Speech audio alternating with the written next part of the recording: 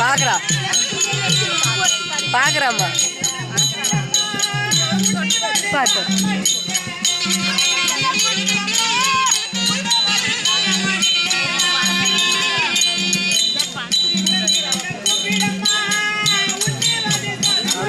ऐसे सब्जी में ऐसे मेरे को அப்பா ஃபோன் போட்டு பேசிட்டு தாத்தாவையும் கூட்டினார் சொன்னார் அம்மா பாப்பா தேவடியா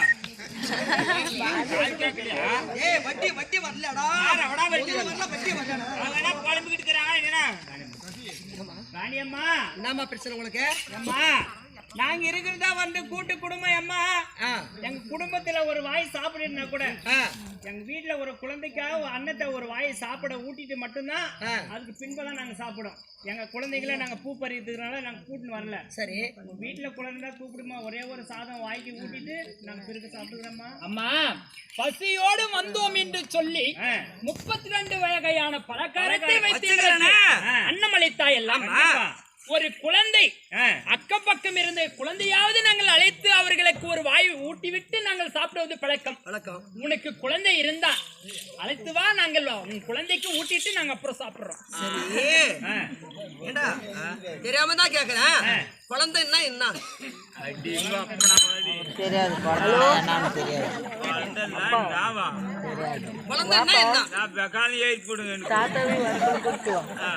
அப்படின்னா என்னமா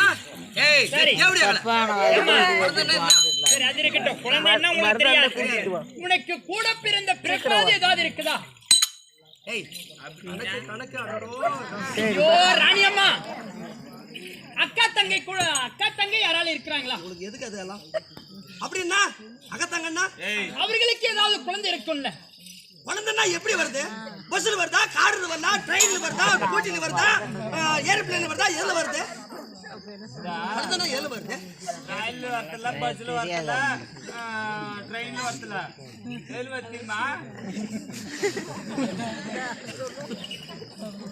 அப்படின்னா ராணியம்மா உனக்கு குழந்தை இல்லையா உன் கணவர் எங்கே சென்று விட்டார் உனக்கு கல்யாணம் ஆயிடுச்சா கல்யாணம்னா சரி மாங்கல்யம் ஆகிவிட்டதா ஏமா அப்படின்னா அது சரி மாங்கல்யம் ஆகிவிட்டது கல்யாணம் ஆயிடுச்சு இருவர்களுக்கும் புணர்ச்சி ஆகி ஒரு குழந்தை உருவாகும் அது உருவாச்சா புணர்ச்சின்னா அது பொண்ணை கட்டி அடிப்பாங்களா கேவரு நெல்லாம் அடிப்பாங்க அதான் இல்லப்பா அது ரைட்டு சரி கல்யாணம் திருமணம் ஆயிடுச்சுன்னு சொல்லிட்டேன் வந்துச்சா இரவு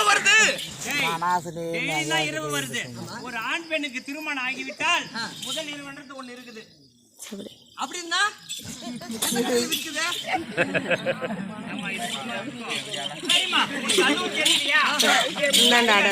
போட்டு போடுங்க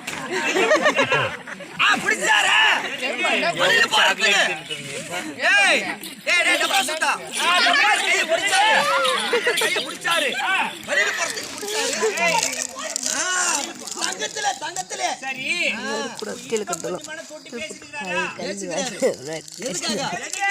பாவாடை நாடு சரியாவதா இல்லையா தங்க ஒடியான போறதுக்காக அதே மாதிரி தங்க ஒடியான போடலாம் அளவு எடுத்து தங்க ஒடியான போடணும் அதுக்கு எல்லாமே இவ்வளவு பெரிய அரண்மனை இருக்கிறது அக்கம் பக்கத்திலே திருமணம் ஆகி ஒரு குழந்தை இருக்கும் அந்த குழந்தையாவது நீங்கள் எடுத்து வளர்த்தது உண்டா எடுத்து வளர்னா எதிரே வருது என்னது அங்க இவர்களுடைய பேசி நம்ம நேரத்தை வீணாக்க வேண்டாம் இன்னும் ஒரே ஒரு கேள்வி சரி கணவனும் மனைவர் 2 பேரும் பக்கத்துல தானே படுத்துக்கிறோம்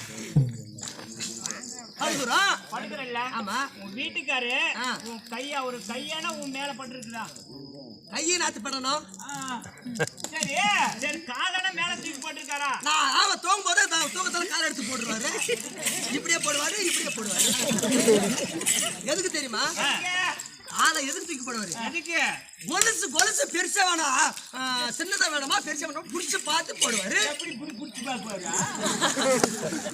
அது கூட பிடிக்காம இருக்குவாரு ராணியம்மா உங்கள் அரண்மனையை கால் வைத்தது எங்களுக்கு பாவம் உன்னிடத்திலே தண்ணி வாங்கியதும் பாவம் இந்த வீட்டிலே ஒரு குழந்தை இல்லாத வீட்டிலே நாங்கள் புசித்துவது உண்டானால் அது 7 ஜென்மத்துக்கும் அந்த பாவம் எங்களை வந்து சேரும். அதாவது ஆண் குழந்தை இல்லாத வீட்டிற்கு அடுத்த ஜென்மம் அடுத்த பிறவிலே இந்த வம்சமே அழிந்து விடும் என்று சொல்வார்கள். கண்டிப்பா ஒரு பெண் பிள்ளை இல்லை என்றால் அந்த வீட்டிலே புசித்தால் அது புழுவு சோறுக்கு சமம் என்று சொல்வார்கள்.